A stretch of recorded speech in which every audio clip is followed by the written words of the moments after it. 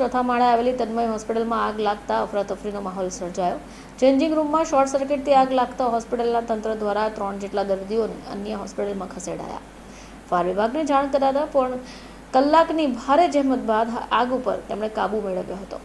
આ સમગ્ર ઘટનામાં કોઈપણ જાનહાનિ નોંધાઈ નથી. સુરતના ડજણ વિસ્તારમાં આવેલા વિજય ડેરી પાસે બિલ્ડિંગના ચોથા માળે તન્મયની હોસ્પિટલ આવેલી છે. ડોક્ટરના ચેન્જિંગ રૂમમાં શોર્ટ સર્કિટને કારણે આગ લાગતા જ સ્ટાફ અને દર્દીઓમાં દોડધામ મચી.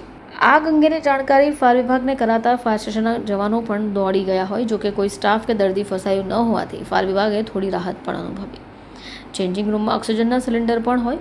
લાકડાના આગના કારણે ધુમાડો પણ વધ્યો હતો, જેથી ફાયરના જવાનોએ ઓક્સિજન માસ્ક પહેરીને અંદર પ્રવેશ કર્યો હતો.